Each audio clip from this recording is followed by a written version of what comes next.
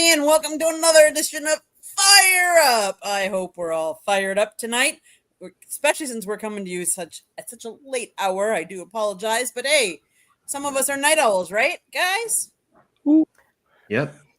Absolutely. Well, I call this Get Silly Hour. All right, that sounds kind of good. Sounds kind of fun.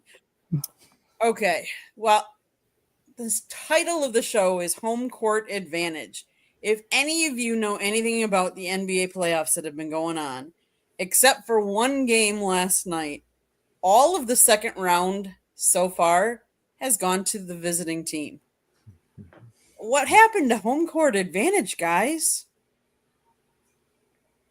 Pensman? Anybody? Yeah. Anybody, I'll lead off. I don't care. Go ahead. So what's crazy is Minnesota had that 5-day layoff that no one wanted to mention before they played the Warriors. Mm-hmm. And then the Warriors somehow beat them without Steph Curry. And that game, their game 2, is actually going on right now. The Timberwolves got off to a 13-0 start.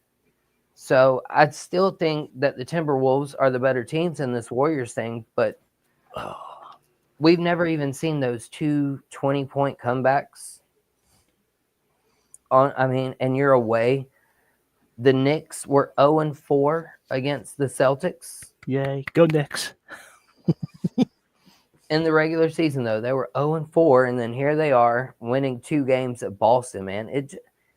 It matters when you play the best basketball. And for whatever reason, the Pacers are playing great basketball. The Knicks, even though they had to come back down from 20, that'll probably cost them, I think, in the long run. But these NBA playoffs, for a guy that's not really into the NBA playoffs now that LeBron is gone, I have been supremely interested in what's happened so far in the NBA playoffs.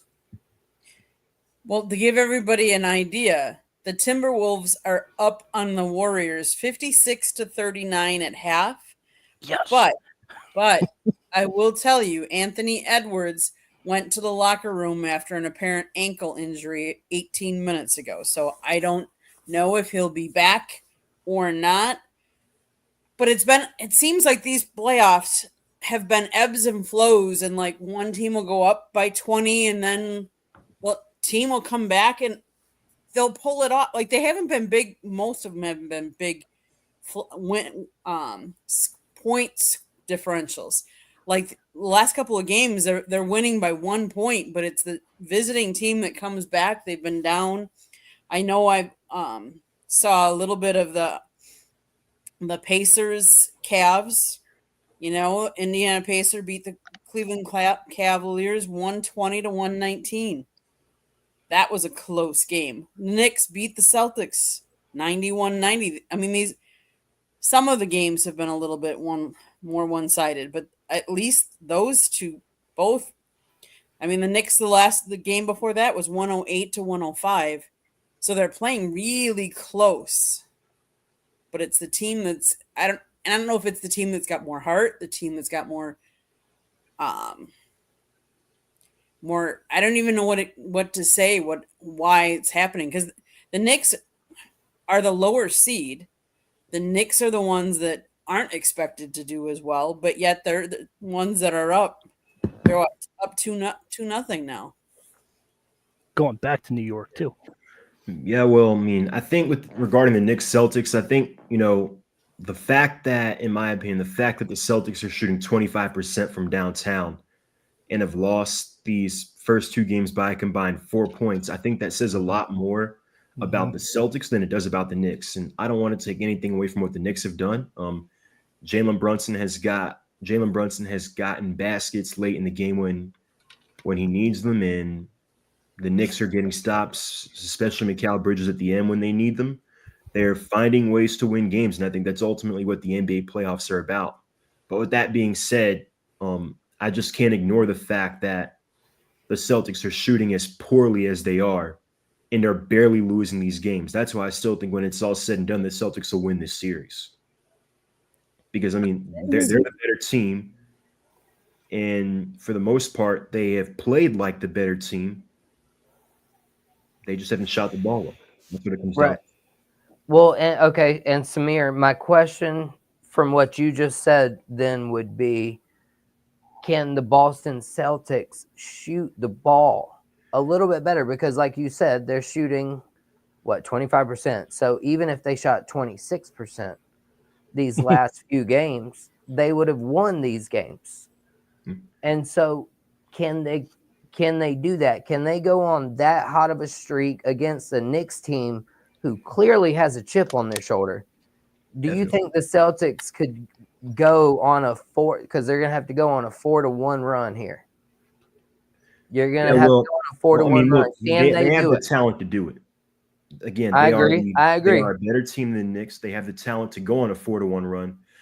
I think the issue is, I mean, obviously Joe Mazzulla is a great coach, very good coach, championship coach. But I think when you shoot, like for them to put up those shooting numbers, I think at some point you've got to adjust. Right. Like, Well, here, and let me interject this real quick to you too. Do you think some of that has something to do with them missing Kristaps Porzingis down low and having to play Al Horford? I think that's definitely kind of a factor. And look, how old is Al Horford? Anybody? Can anybody? Is he older than LeBron or younger? Because I feel like he's like older. 38.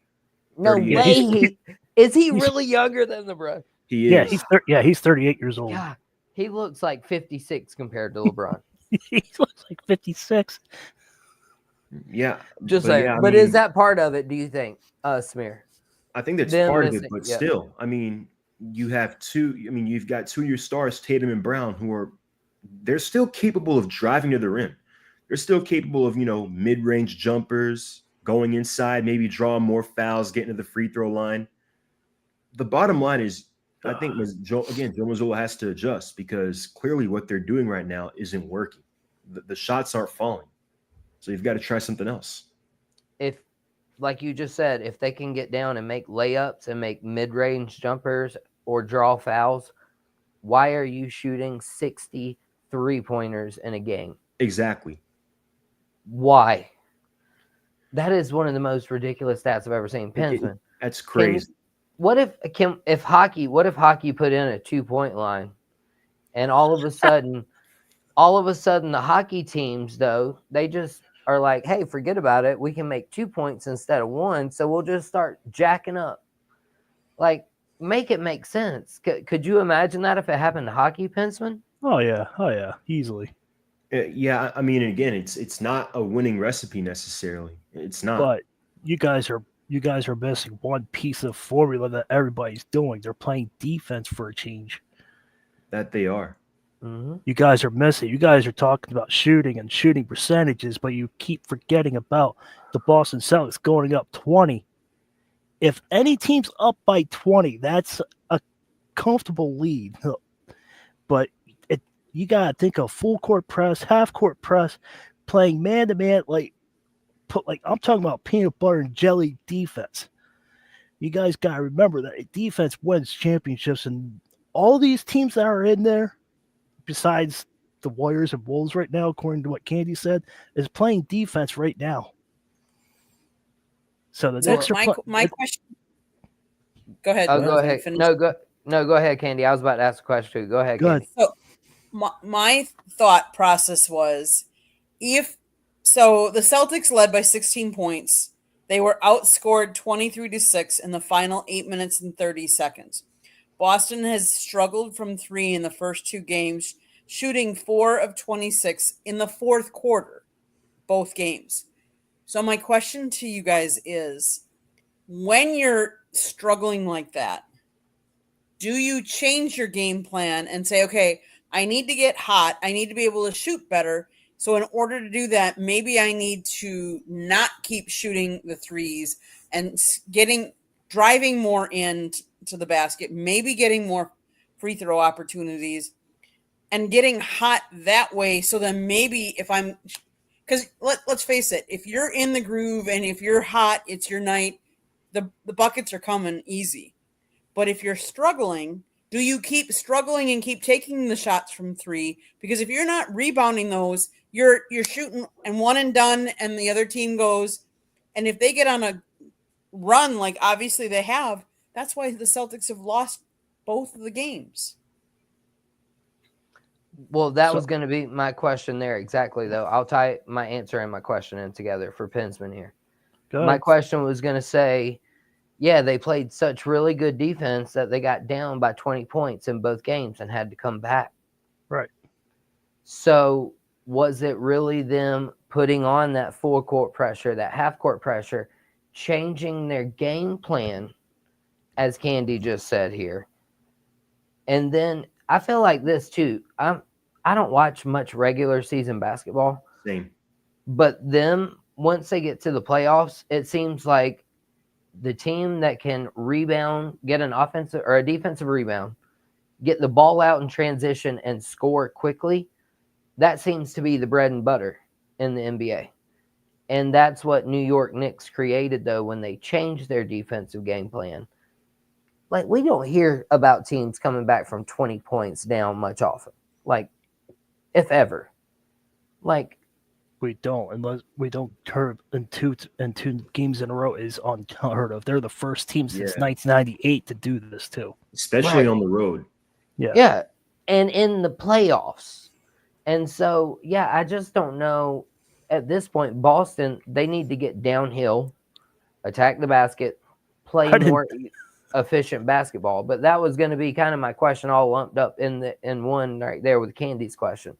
I didn't take a stat away from you, did I, Candy? You're usually the stat person, so I didn't want to take any stats away from you. Mm-hmm. Nope, I'm good.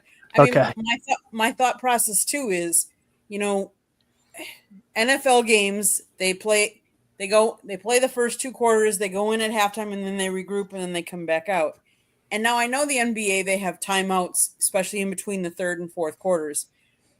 Are the coaches not prepping them enough for that fourth quarter, for them to have the collapses that they are in the fourth quarter?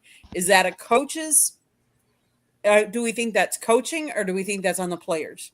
Do we think they're getting tired, they've played too much, or is it a matter of coaches not having the right people out on the court? I think New York's just hungry. They're just hungry. They haven't done anything since Patrick Ewing, so they want to prove to New York they're tired. I'm gonna use my team as illustration, but they're tired of the Yankees winning. They're tired of the Mets winning. They want to be part of the New York winning formula teams. And I love New York Yankees winning. And the Mets, not so much, but the New York Knicks want to be part of the winning New York teams. So doesn't Boston want to be a dynasty? They do, but the New York is hungry. They haven't experienced that since Patrick Ewing. So I think they're just playing. They're stepping up the D. The coaches are preparing them better than that. The Boston coach said that they're out rebounding us. They're guarding Tatum. We're doing all we can do. Okay. They're just out playing Boston. That came from the Boston coach. Yeah. I think you do have a point there, but it's just hard for me to say. And look, I don't want to take anything away from what the Knicks have done. Again, they've scored when they've made baskets when they've needed them. They've made stops when they've needed them. They've done enough to win. But it's just hard for me to say definitively that they are outplaying Boston when Boston is shooting the way they have, and they've lost games 1 and 2 by a combined 4 points. Like, if they make 2 more shots, game 1, 1 more shot, game 2, they're up 2-0 right now, and this is not even a conversation. Instead of, having this discussion, we're having, what do the Celtics need to do to close this series out as soon as possible?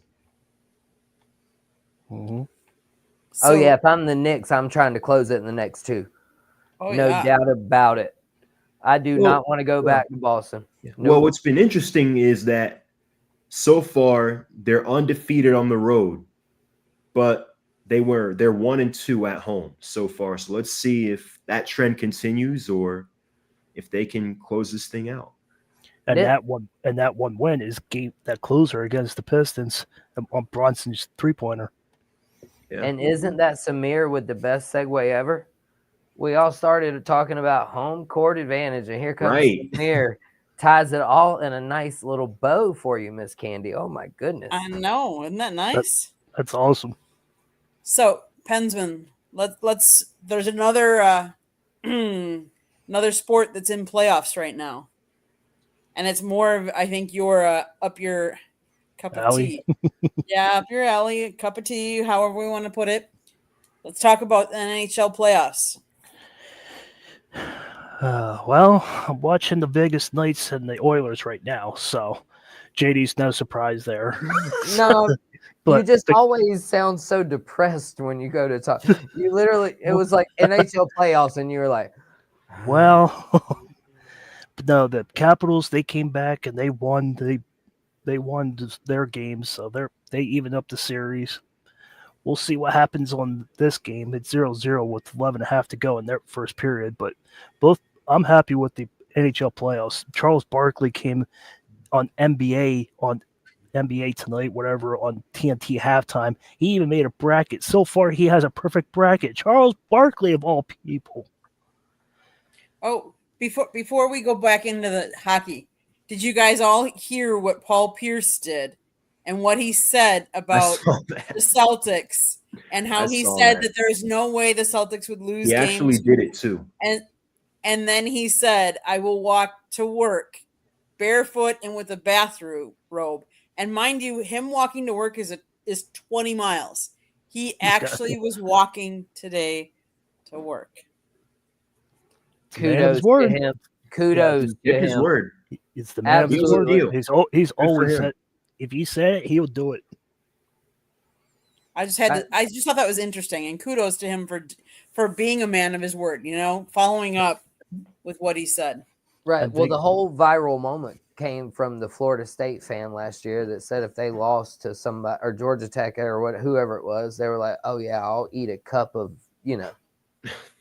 and they didn't do it. They just deleted their stuff, and don't put stuff like. Obviously, we knew you weren't going to eat that, but at least eat like a cup of chocolate pudding. At least do something and follow up on your bed. I don't care what you eat, just eat something. Right. Crow. And the Vegas Knights just took the lead, by the way, just as we got done talking about it. Yes. I mean, I can tell you that the Florida Panthers are down 2-0 to the Toronto Maple Leafs. They played yesterday. They do bring the series now to Florida. So they've played the first 2 games in Toronto. I don't know. Florida has played. If you're a big hockey fan, I would advise you to go check out our YouTube channel, because previously to this show, we had Sports Exchange, which was more exclusively about NHL. But and a former GM we have on there, Mike Santos, said Florida Panthers have played a lot of hockey the last 2 years because they made it to the Stanley Cup playoffs both years. So if you think about that, they start playing June, September, and they play all the way to June. Yeah. And they did that back-to-back years. So he doesn't know if they have enough gas in their tanks to keep this as competitive and keep going. Well, preseason is September. The real season starts in October. That's why I'm saying September. Right. So, but that's a long season. It is. And hockey is not a forgiving sport on your body. I had an actual friend that I played hockey with when I was younger. He played with the local team down here. He called me up one day. He said, I have a chance to play for the Phoenix Coyotes. I said, cool, did you take it? He's like, no. I said, why didn't you take it? He said, because it's too much hockey. He said, we're traveling and practicing. And he said, NHL, you go town to town and practice, and then you're at a hotel, practice. He said, it takes more toll. He said, we're not at the park anymore, buddy. So I'm just letting you know. So he listened to what he said. It takes a toll on your body. Mm-hmm. Samir, what do you think about that? I mean, I don't really follow hockey that much. I don't really know much about it. I mean, I know a little bit about it, and we don't have a team in Atlanta, obviously. But if there's a team I probably follow, it's the Flyers. So I don't really know much about hockey, but Bro. Right on. Right. Hey, listen. Hey, me and Samir are in the same boat, and what we're not going to do is we're not going to make fun of him, Pinsman. You're going to stay out of this, Okay. Okay. and you're going to let the Southern Fried Gentleman. Hey, so Samir, to their point though, we can talk generically about hockey. Would you agree that The Flyers, one? though? Yeah, but one thing about hockey, Samir, A, can you see the puck? And B, can you agree with me though that it is hot like football on ice? I would say it's kind of like a mix of football and in a way baseball on ice. I don't know why, but Yeah, I can see that. Yeah, I can see that. But as far as the contact level goes, right? yeah, They smash into the glass a lot. And then can you see the puck though when you watch a hockey game, Samir? yeah. I can't. So you're a step ahead of me. You might have more of a future in hockey than I do, brother. So if we're going to talk hockey, though, and we're talking playoffs, I also have to talk about my AHL Milwaukee Admirals because they are going for the Calder Cup. Yes, JD. So I've got to do that because I didn't grow up with NHL. I grew up with AHL. Mhm.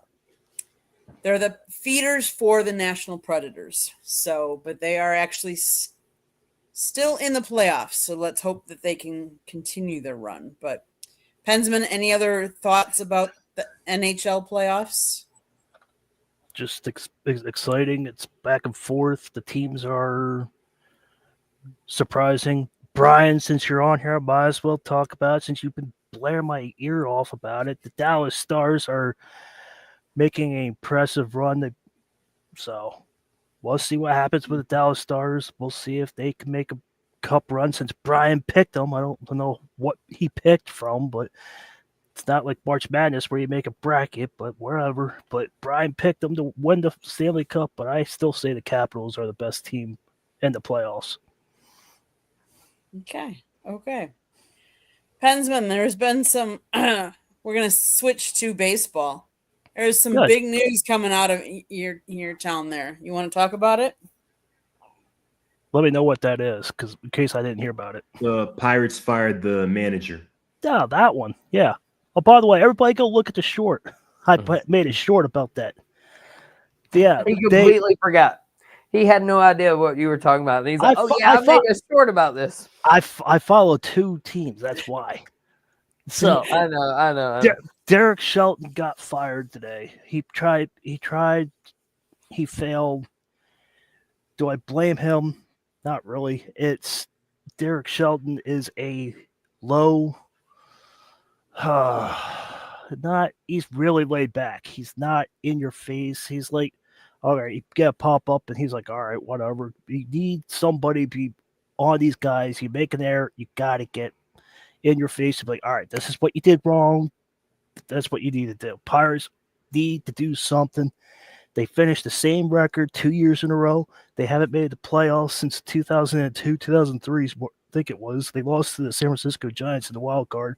But that's look, Pittsburgh Steelers they're going to go through this. The Penguins went through it. The Pirates, they went through it today. Well, so Pittsburgh's trying to rebuild. They're trying to go back to the winning formula. So that's what I got. Anybody else want to comment about Derek Shelton getting let go after he's posted a 306 to 440 record since joining Pittsburgh prior to the 2020 campaign?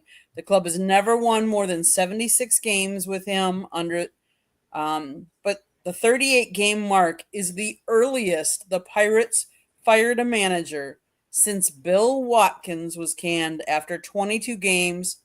You have to go all the way back to 1899. 1899. But the bench coach now is Don Kelly, was named the interim skipper. So, any other thoughts, gentlemen? Samir, do you have anything? I don't know if it's necessarily his fault. Given that the team really outside of maybe Paul Skeens, O'Neal Cruz, and a couple other guys, I mean, isn't very good. And in large part of that is due to the ownership, which has for the longest time refused to build or invest in the team or retain any of their homegrown talent. Like I know they've had a lot of some homegrown players that they ended up getting rid of. They didn't want to pay him. So that's And what it I feel like the problem is over with the Pirates. They've all comes down to Moneyball. That's Right. what it is. It all comes down to Moneyball. They don't And have the money to put the players on the field. well, I mean, in some cases, like the owner has the money, they just don't want to spend it. There you It's kind go. of like we have a similar situation going on here with the Braves, where we have let some franchise cornerstones like Max Fried, Freddie Freeman, for example, we've let them leave in free agency, and we haven't won a playoff series since we won our last World Series in 2021. So it's like, the argument is maybe if you had done all you could to make sure Freddie Freeman didn't walk out the door, or maybe if you had paid Max Fried, who is having a great year with the Yankees, where would the team be right now? well, the Braves are right up my alley, Samir, and you tied all that in again in a nice little bow for me. The Pittsburgh Pirates. That was going to be my take. You can't say the owner doesn't have money if they're not spending money. All of these MLB franchises are worth the money. If they want to go in debt to sign these players, they can do it. They Yeah. have the collateral. They can sign these players. They don't have to spend peanuts when they can go buy filet mignon. Yeah, especially the Braves, considering how much money they make alone off of the battery. If you know what that is, it's the Yep. area around the state. Right, Like it's- they yep. make a ton of money off the battery year round. So Well, and not only that about the Braves, though, they've got all of these dudes already, all of their young core, Ozzy locked up, Albies, like Acuna, Ozzy, Ronald, Matt Allison, Riley, Sean Murphy, Money all of Harris. they're all Like we've on got guys locked up. Why not build off of that? off Like, of the look, I on the mean, for low. example, They like got it Spencer all on the low. Strider is dealing with an injury. He's been dealing with injuries the past couple years. Why not spend that money to help your starting pitching? AJ Minter's gone. Joe Jimenez, he's out for the year. Like that would have been a great opportunity to bolster their bullpen. Report was the front office was in on Tanner Scott, and they thought they had him. But the thing is, they didn't want to give him that extra year, and he ended up signing with the Dodgers. Mm-hmm. He could have definitely helped our bullpen right now. You could have kept naming Braves that we've lost though too. Mark Teixeira, Andrew Jones. I mean, Tom I feel like Glavine. Andrew Jones was towards the end of his career when he left. He wasn't the same player. Right. But still, even then though, we've lost all those other Brian players. McCann. Yeah, Brian McCann. I mean, the list goes on, and people are like, "Oh yeah, the Braves might sign Shohei Ohtani." I was like, they don't even pay their own players like that. There ain't no way they're paying Shohei to come to Atlanta. Yeah. But they do have a You just wonder monopoly. what's going to happen when it's time for Acuna to get a new contract. Oh, he'll be gone. Yeah. All the injuries and everything, he'll be gone. Yeah, I mean, as unfortunate as it is, I mean, I really hope they can find a way to pay him. Hopefully we have new ownership by then, but Mm-hmm. Hope in one hand, wish in the other. We'll see which one fills up faster, Samir. Are you a Braves fan? oh yeah. I'm a fan of all the Atlanta teams. I got you. Okay. Well, hey, yeah, we hadn't even really gotten to know Samir. I don't think he's introduced himself to the fans and who you're a fan of. Tell us about yourself. Yeah, so I am. So with that being, I'm Samir. A little late introduction. I am a freelance contributor for Sideline Sports. So I work with James, Joe, and the rest of the people there. I cover the NFL, NBA, MLB, but my preferred league or league of the most expertise, I would say, is the NFL. So I write articles mainly for Atlanta sports. So that's the Hawks, the Braves, and the Falcons. I wrote a pretty good article, I think, about the draft night trade up for James Pierce Jr. and how that indirectly, in a way, impacts the Kirk Cousins saga. So, plan on having that up soon. Good. Yep. Well, I'll be looking forward to hearing it. As a matter of fact, hey, Pensman, you remember those rankings the other day? Yeah. Atlanta know about- Falcons. Yeah, I ranked them number 1 in the NFC South as far as draft winners and losers. Yeah. I like Yeah, what I they mean, did. I like it's what the they best did. draft we've had in a while. Best draft we've had in a while. And I was like, just remember going into the draft, it was like, at this point, just get a defensive player, specifically a pass rusher, because look, Not one, but 2. Yeah, we got 2. Like, Two. I was like, just get And one. I wanted both. Oh yeah, I'm a Panther fan, and I wanted both of them, and y'all got them. Yeah, I did not think Jalen Walker would. I thought you guys are going to take Walker at 8. I was like, I thought you guys are going to. I mean, the McMillan is going to be a really good receiver, though. I think he's going to be a problem. I think good for Bryce Young. He finally has a true wide receiver 1. The math doesn't math, though. The Panthers just Here we traded go. up last year from the second round into the first round to take Xavier Legette. I don't think he's a wide receiver 1, to be honest. I know, but that's what I'm saying. You just did that last year, and then now, when everybody wants you to go defense, you just released Jadeveon Clowney today, by the way. I saw that. Yeah. I mean, hey, if we pick him up, I think that wouldn't be a bad pickup for us. Man, you better stop. Veteran edge rusher. Hey, we've been on good terms, Samir. Don't start. No. I don't want, no. He was just talking crap to y'all last year. No. Y'all, Yeah. not have my Gamecock in my that. Panther. Y'all cannot have him. Y'all can't have him. No. Not happening. JD. I mean, that's kind of how I felt in 2023.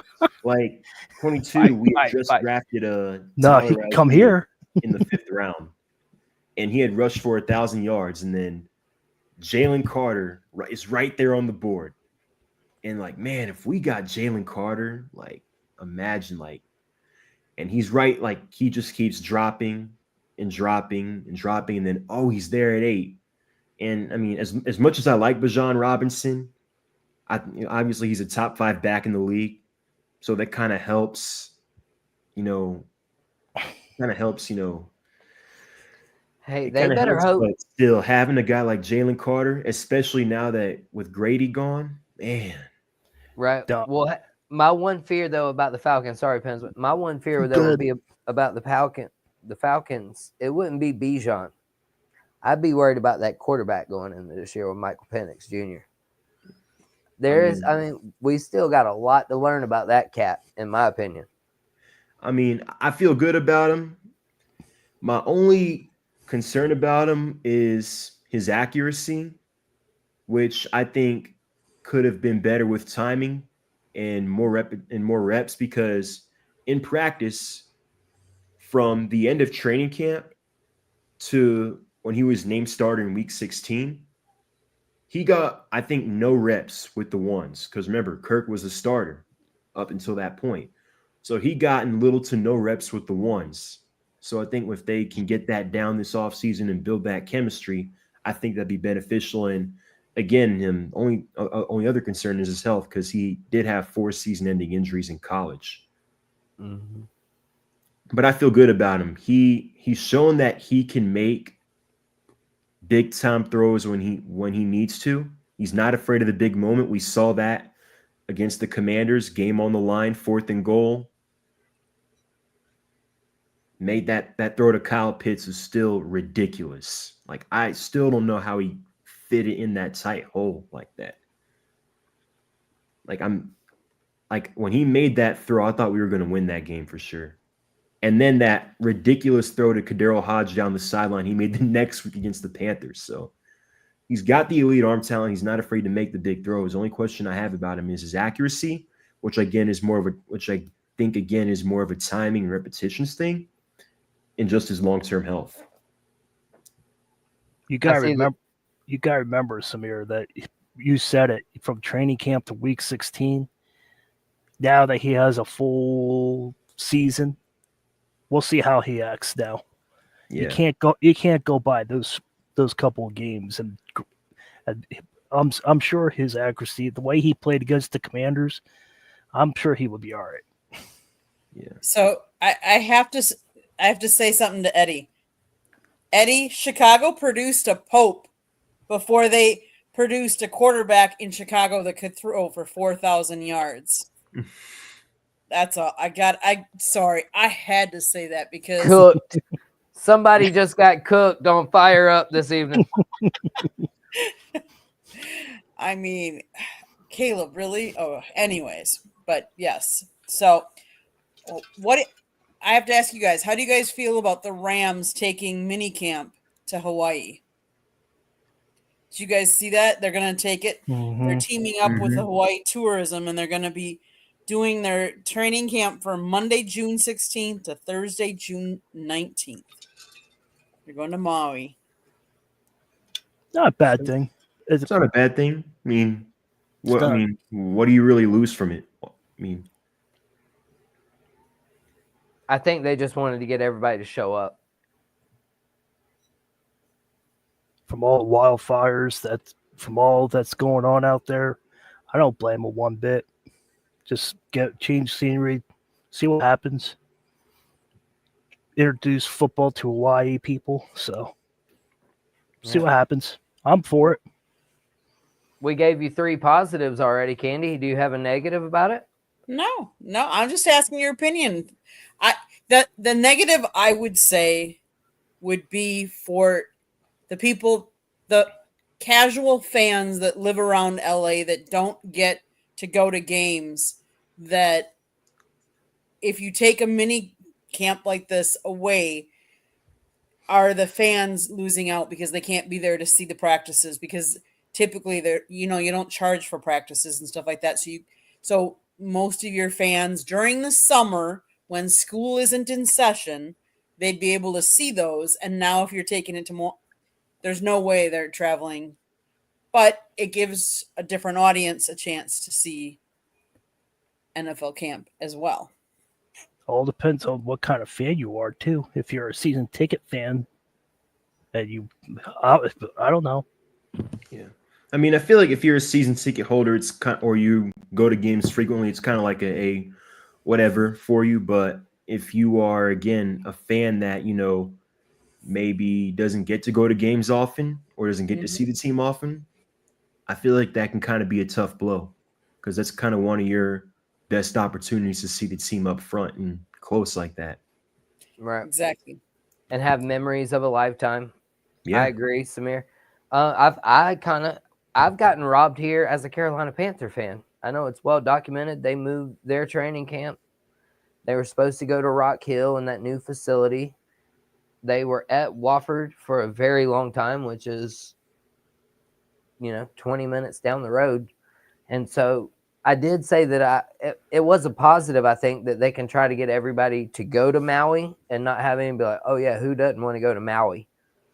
Right? Like, okay, all the football players will show up, thank goodness. But it was kind of a negative, too, that they have to go to Maui in order to get all the football players to show up.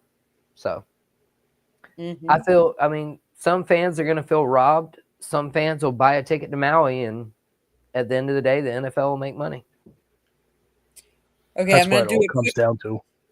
Yep, of course. I'm going to do a quick station break, but when we come back on the flip side, I want your guys' opinions on the NFL taking the draft to Washington, D.C. after it goes to Pittsburgh. So with that being said, I'm going to do my station break. South Florida Tribune Publishing Company published a book, Lessons from the Microphone, Tuning into the Enduring Wisdom of Visionary Leaders. It is written by my husband, Scott, the Motor City, Madmouth Morganroth. It's available on Amazon, Barnes & Noble, Kindle, Google, and Apple Books. Talks about his 40-plus years in the industry and how the media industry has changed over that time. There's also a link on our website, www.southfloridatribune.com, where there is a plethora of great content. Go check out our website. If you want to advertise, you can always call my husband, Scott, 954-304-4941. If you want to be on the show or if you have topic ideas, you can always email us at southfloridatribune@gmail.com. And wherever you get your podcast, you can find us. So, Okay, back to my question. How do we feel about the NFL draft going to Washington, D.C.? And from what I've heard, they're going to have it by the Washington Monument. They're going to have it out big, out in the open like that. What's our thoughts? Whoever wants to go first, go for it. Samir, you want to start it? Yeah. Go. I will. I feel like it makes sense. And it was announced that the year was 2027, right, when it would be held in Washington, D.C. Mm-hmm. Yeah, I feel like it does make sense. And the following reasons are that you have a team that represents Washington, D.C., that's on the rise. They've got a young superstar franchise quarterback. And they hopefully, or not hopefully, but they looks like they're going to be a threat in the NFC East, maybe for years to come. And then having it in the nation's capital in a way makes sense, considering the fact that the reason they originally decided to move it out of New York City and change it on a year-by-year basis was due to the reason that, as the NFL mentioned, it basically outgrew Radio City Music Hall. And by what we've seen over the past few years, given how many people attend the draft, the NFL is right in that estimation. For example, just look at Green Bay. Look at the number of people they had, watching it at Lambeau Field and then watching it, right where the draft was. It outgrew Radio City Music Hall, and it does make sense to kind of move it to different places. And in this case, Washington, it makes sense. Detroit kind of fit that same bill last year. You had a young team who had struggled for the last 20, 25 years that was now on the come up. And Michigan had just won the national championship. Obviously, it was named a location before that, but it just made sense. And I feel like in this case, it makes sense. Okay. Anybody else? I agree with what Samir said. Everybody had a chance, and everybody's going to get a chance the way that they're going to city. It's going to Pittsburgh next year, so this will be the first time they go to Pittsburgh, so we're all excited for that. So Detroit had it, Green Bay had it, Lambeau, that was right next to Lambeau, and it was really put on. If you guys didn't miss the draft, it was one of the best drafts in NFL history. Yeah, definitely. So yeah, it was probably one of the more entertaining ones in a while. I think. Easily. And I feel like Pittsburgh does make sense because by moving it on a year-by-year basis, you're going to have it in locations that otherwise wouldn't get to host a Super Bowl. Like you have Green Bay and Pittsburgh in back-to-back years. Those are two NFL blue bloods, as you would say. Those are the legacy teams, the ones with the Hall of Famers, the Super Bowls, the national following, the fan bases, large fan bases. They don't play any road games basically, and as a Steelers fan, you probably know that, but because those cities otherwise would not host a Super Bowl. So I guess it does help that, you give them an alternative by letting them host the NFL draft. JD, you're on mute. I wasn't talking. What are you talking about? Your lips were moving. I had a phone call real quick. Yeah, I was on the phone. No, I'm kidding. No, I definitely talked on mute. Score that one in mind. 1-0. JD is losing as usual, ladies and gentlemen. But no, my thing about it is that will all of the cities get to host that NFL draft? I feel like there's going to be a few that are left out somewhere, or they're put way down the road, and then say it's the Carolina Panthers, like we're talking about in the chat. We've got someone who wants to name them the Mexico City Panthers, the Tijuana Panthers. They got somebody that agrees with Samir. Great to be in DC for the NFL draft, but I just feel like there's going to be teams that are left out. I mean, if Cleveland, out of all places, got to host one, I don't think Charlotte will have any issues getting to host one. Well, I mean, David Tepper's the owner. That would be the one downfall of that. Well, Nobody likes that guy. I don't think people like Jimmy Haslam either. So yeah, maybe the Saints won't get one. But yeah, I mean, as long as if all of the cities get them, I'm good with it. I like good competition. I'm good with it being moved around. But like you said, maybe that's why some of those teams are getting these drafts is because we all know the Super Bowl will never be played without a roof over its head ever again. If it were to snow in that city where the Super Bowl is to be played, and they got to will out all of this halftime show stuff and ruin the field, it's not going to happen. So the Super Bowl will never be played at an outdoor venue ever again, in my opinion. Interesting takes. It's all good. It's all good. I mean, let's face it, a lot of people really questioned after Detroit had the NFL draft how Green Bay could even possibly compare. And it's not a matter of how many, but was it a good draft? Did and could they handle it? And they showed that they could. I mean, they figured over 600,000 people going to a city that only has a population of 107,000. And there was people sitting in Lambeau Field too. Mm-hmm. So yes, I like that. I like the Lambeau thing where it went around. They said that, say the Pittsburgh Steelers were on, the Steelers were on the clock. They had that around the stadium. That was cool. So my question is now that we've seen the draft move from place to place, and we know the NFL has been expanding, do you ever think the draft will be held at an international location? Oh yeah, just give it a couple more years. That's what I think. It's only a matter of time. Oh yeah, London, Brazil. Just give it time. We talked about this last. We talked about this last show that hockey's going international. We're talking about that, and I think the draft's going to go international as well. That I can see that. Yeah, I can see that also, given how much of a push Roger Goodell's made. Oh yeah, to try and globalize the game. I think it's going to be held in London. That's where I'm predicting that the first draft's going to be played because that's where the most NFL games will be played at, as of right now. I would say London or Germany. Right. Well, I would say that we're thinking smaller. We need to think bigger as far as the time of this goes, because as of now, we still don't even have an international franchise. We still have not played an international Super Bowl. So I think that both of those things have to come into fruition first in order for them to have a draft overseas where all of the college football players are from America. Now, if there's ever a time where there's more college football players in Europe than there are here, maybe they do it before they have the Super Bowl and teams overseas. But I think we're 20 years away. 25 years away. I was going to say 15 to 20. Yeah. So maybe. Okay.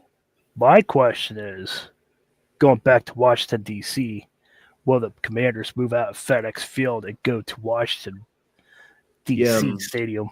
That's why. That's why. Last week, they unveiled a plan that by around 2030, they're going to move back to downtown D.C. and they're basically going to build a new RFK Stadium over the current one where they used to play.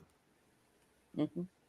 Yeah, but is the people actually going to go for that? Because there's a lot of people in Virginia that's protesting it, that they want to keep the Commanders there. Well, the Commanders do currently play in Maryland, Landover. Yeah, right. Yeah, that's what I'm saying. That there's people that are complaining and protesting that they don't want them to move because of where their location is, and there's nothing there other besides that stadium. I mean, I know they played in downtown DC for years before they moved to Landover. And I know there's been a push for a while, even years ago when Dan Snyder was still the owner, from fans to try and move the Commanders back to downtown DC. So it seems like, from what I've heard, and I have family that are Commanders fans, it seems like it's the popular thing to do. And let's be real, even this year, FedEx Field, until late in the season, wasn't that much of a home field advantage for the Commanders regarding the ratio between Commanders fans and opposing teams fans. Like, this is late in the season when they were playing the Eagles, and I was watching the game, and it had to be at least 40 to 45% Eagles fans at the game. So I feel like maybe moving downtown will help. I don't know the breakdown of the Commanders fan base completely, so maybe moving downtown will help with that. Maybe a majority of their fan base is stationed in downtown DC. But again, only time will tell. That's true. That's true. Pete, my town is gonna have something to do with this. So just hold your thought there a little bit there. And So apparently, Candy, Chuck missed your joke too, because he mentioned the Vatican City about the Pope, and American would be a good one. And I was like, Candy had a good joke about that, brother. Yep. I liked that one. That one's good. Any other topics any of you guys want to bring up before we go into my town? No, but I just have breaking news that the Wolves are beating the Warriors 94-77 right now. Okay. So JD's wondering about that. Will the Warriors come back? My first thought was how much time is left, because we've seen 20-point comebacks a lot here recently. We're still in the third quarter. Yeah, hey. Within 17. Yeah, yep. I know. Buddy Hield's played well. He's been my X factor, kind of. Draymond Green, he's going to get a technical and get thrown out at some point. And Anthony Edwards will talk a lot of smack. If he's not back yet. Yeah, that's my prediction for that series. That's the last comment I think we had, Candy, before we go to my town. Yep. Okay, let's go to my town. Smear, my town, and for all you audience, I devised this topic so that you can talk about either the town you currently live in or the town you grew up in. If you happen to, let's face it, I grew up in Wisconsin, so I'm a Packers, Brewers, Bucks fan, but now I live in South Florida. But typically my town, I still relate all to Wisconsin sports more than I do down here. So that's why I said you can pick whichever. So we're going to start with JD. What's happening in your town? Oh, my goodness. All right. So my town is more of a little bit of a rant, kind of. That's fine. But it does relate to my town. So did we all see that the Colorado fan is suing the NFL for emotional distress for how far Shedeur Sanders fell in the draft? Yep. Okay, and when I say suing him, I mean suing them for like $100 million. Like, just give me $1 million and I'll be good, okay? And so that brings me to my town. I would like to sue most of the teams that I am a fan of. Carolina Panthers for never winning a Super Bowl. South Carolina Gamecocks football team never winning a national championship. The baseball team, I get home from my son's baseball game. I turn it on to check on a little Gamecocks baseball, and they're playing Auburn. And the score is 17-1. That's crazy. What? Bro, what is happening with South Carolina baseball? And so I would like to sue them. Here comes a short, everybody. I would like to sue them for emotional distress. Carolina Panthers, I could sue you for emotional distress. Atlanta Braves, 2 World Series and 19 million division championships. I could sue you for emotional distress. There you go. There you go, JD. There you go. Oh my God. 24-2? There you go. That sounds like the worst football score I've ever seen in my life. The Falcons-Giants wild card game years ago. Golly. That exact score, if that's what you're referring to. Man, no, I mean, I don't even know. If you're good enough to get a safety on defense, by golly, you better be able to score a touchdown on offense. 24-2. Oh, wise, Shady, you're wise on your sports choices. Hey, it ain't like I woke up and just was like, you know what? I want to be a Braves fan. Oh, I want to be a Gamecock fan. Hey, my sister was smart. She swapped over to Clemson right before they won a couple of national championships. So she's all happy and go lucky. God, and so hey, Clemson though, their baseball team. Guess what? I tried to be a nice Gamecock fan. I predicted them to make it to the College World Series, and I truly believe that. If I didn't believe it, I wouldn't tell you that. And sure enough, they've lost 6 of their last 7 games, y'all. They're The curse dropping of like JD. somebody tied a concrete block to the baseball team in Clemson, and it's sinking to the bottom of the river right now. And so I'm just suing everybody for emotional distress. And that is my hometown take this evening, y'all. Okay. Pensman, what's happening in your town? Southern Fried Gentleman, episode 58 is going to fry all of his teams. Just watch. But nobody is above getting cooked. Okay. What's happened in my town is we're cleaning houses. We already talked about it. The Pirates are fired their coach. Penguins fired their coach. We're trying to get the Pittsburgh back to winning formula. Try to figure out the right pieces. We'll see what happens. We'll see if Don Kelly can take over, but we'll see. That's what's happened in my town. We got to get new coaches. Got to get new everything. So. We got to start winning. Got to get back in the playoffs. Pirates, they got to actually show up in games. So that's what's happening in my town. Samir, what's happening in your town? So recently, the Hawks are still conducting their search for their president of basketball operations. They fired general manager Landry Fields a couple weeks ago.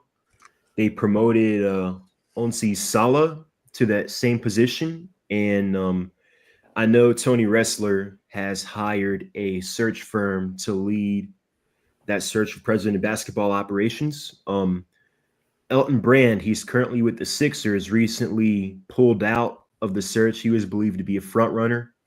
Other people that apparently are being considered for the position include Monty McNair. He was the former GM of the Sacramento Kings. Calvin Booth, former GM of the Denver Nuggets, he was recently fired along with Mike Malone. And Danny Ferry, he was the general manager with the Hawks years ago. He played a big role in building our famous 60-win team. He hired Mike Budenholzer, drafted Dennis Schroeder, signed Paul Millsap, acquired guys like Kent Bazemore, Damari Carroll. So he had a role in building that team. However, he was let go due to some racially insensitive remarks he made about Luol Deng during a scouting report. He was a free agent at the time. So those are some candidates they're looking at.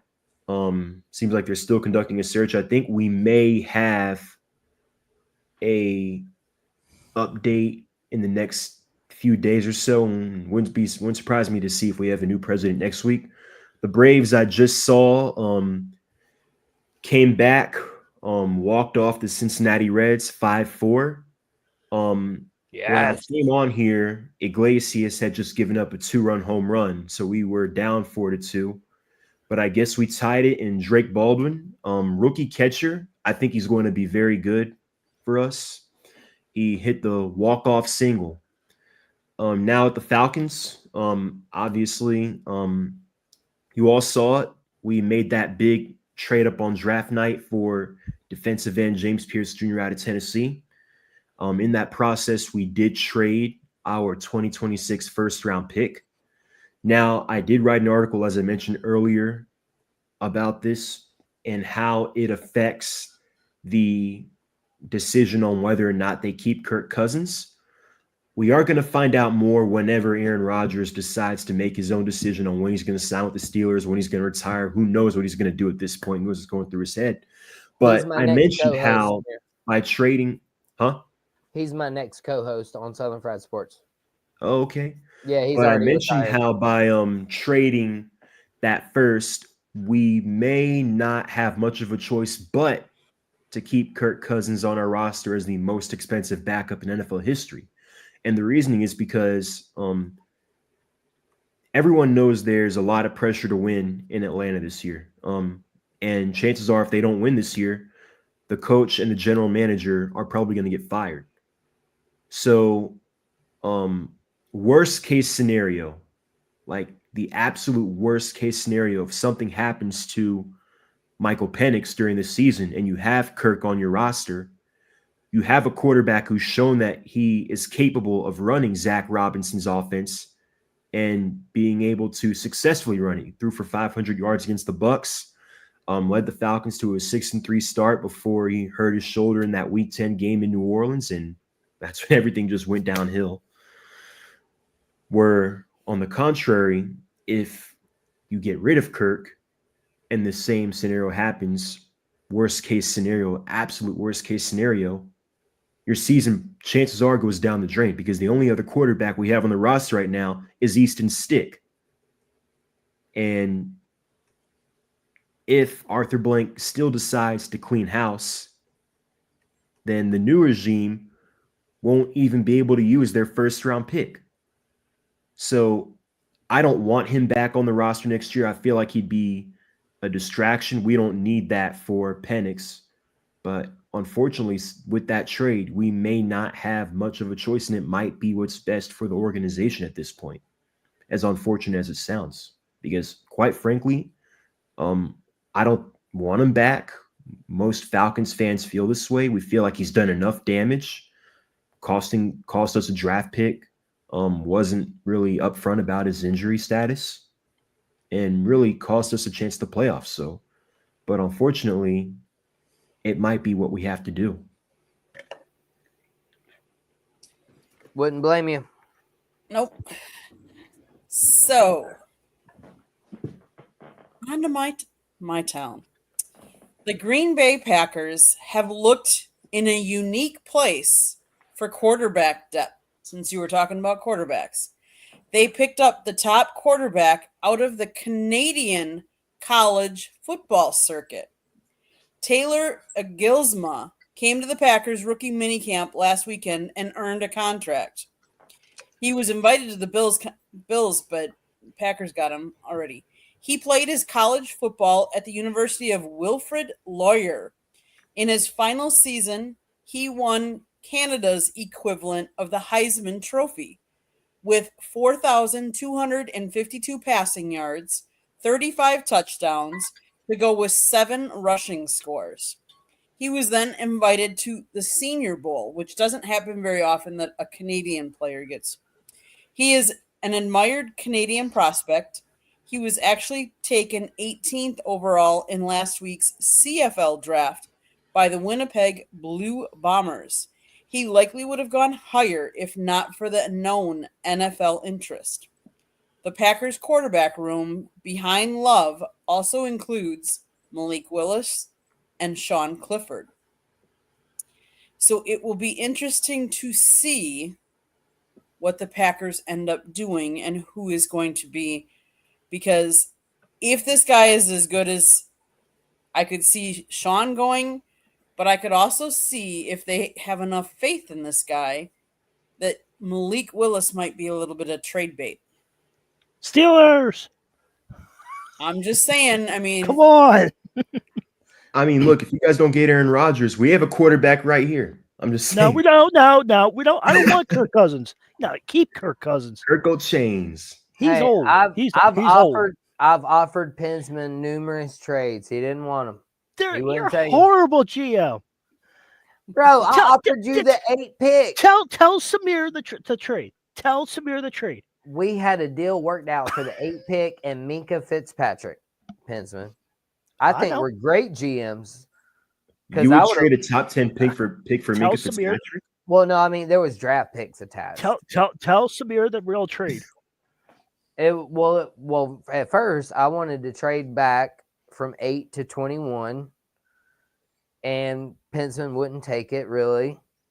All I wanted was a second and maybe a fifth or something later on, and he could move up 13 spots, and he wouldn't take it. And then he tried to throw in Minka Fitzpatrick later on, and I was like, yeah, give me that and a draft pick, and I was like, I'll take it because I wanted the Panthers to get better on defense.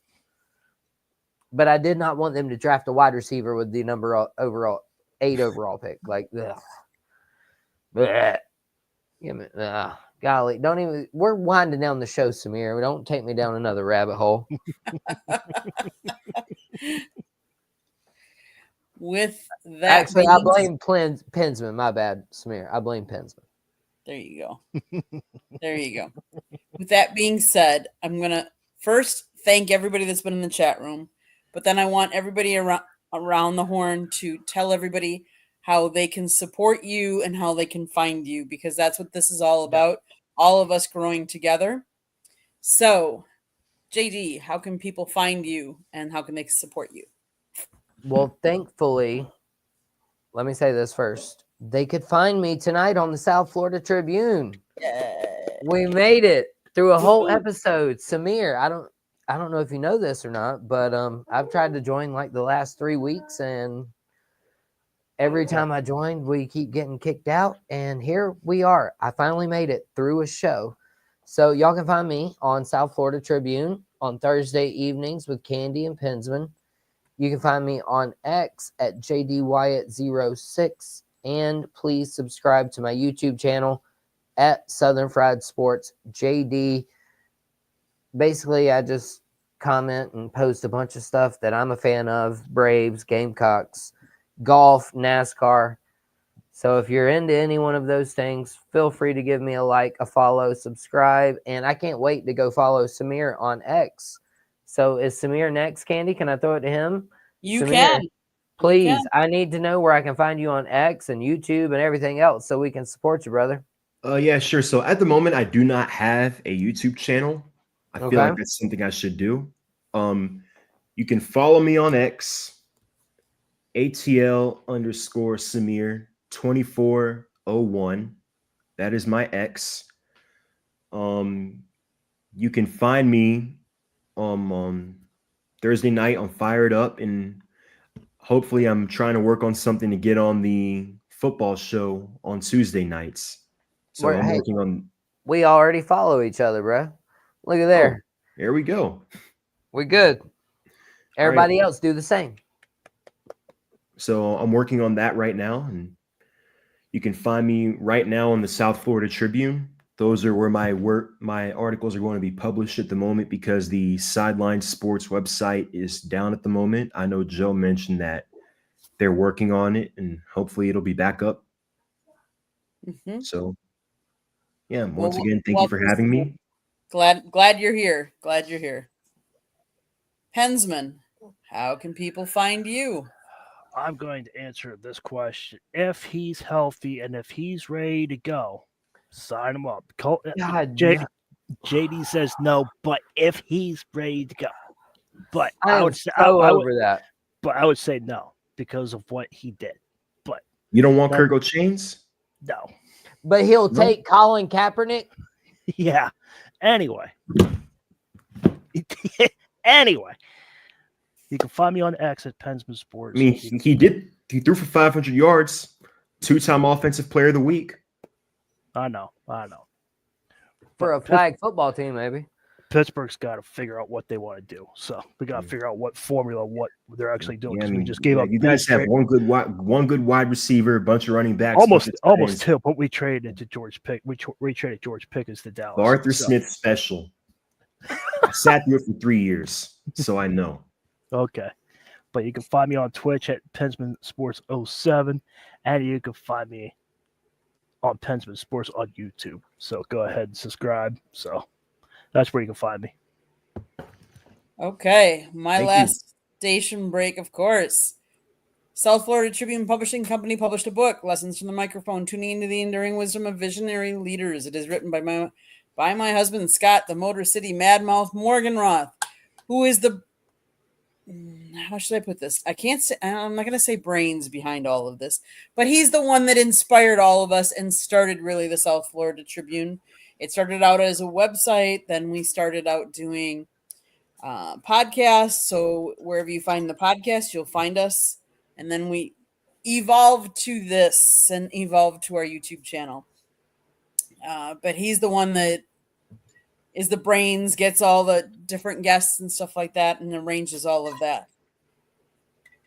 And obviously he's a writer because he wrote the book. So he also writes for the South Florida Tribune. So if you go to our website, www.southfloridatribune.com, you'll find his writings. He just wrote a little piece about Miami Hurricanes, the pro day along with draft and their spring game. And so there's some videos that I shot in there. You'll see pictures that I've taken on the South Florida Tribune website. There is a plethora of great content, especially if you like South Florida, especially college sports. We get all the stuff from the Hurricanes, the Gators, the Seminoles, the Owls, and the Bulls. So all of them send us content. We get content from the Dolphins, the Jags, and the Lions. And then we do cover the Miami Marlins. So this past weekend we were in Miami and we were there Saturday night and Sunday night. And I can tell you, Saturday night, I've gone to many, many baseball games in my lifetime, but I don't know that I've ever seen a team come from behind to hit a walk-off grand slam home run in the bottom of the ninth with 2 outs to win the game. That was pretty exciting, I have to say. That was pretty exciting. Sunday the Marlins didn't fare as well, but so if you like to listen to podcasts, you can find us wherever you get your podcasts. Again, if you want to advertise or sponsor any of our shows, you can call Scott 954-304-4941. If you want to be a guest or if you have topic ideas, you can always email us at southfloridatribune@gmail.com. I think that's it. One last thing I want to say before we close out the show. To anybody that is a mother out there, we wish you a very happy Mother's Day. Whether you're a single mom, whether you're a dad doing mom duties, whatever it is, please take some time to enjoy your day because without mothers, none of us would be here. Big facts. Happy Mother's Day, everybody. And Candy, my last thing I'll say is bang, bang, y'all. Good night. Thanks, everybody. Have a great one.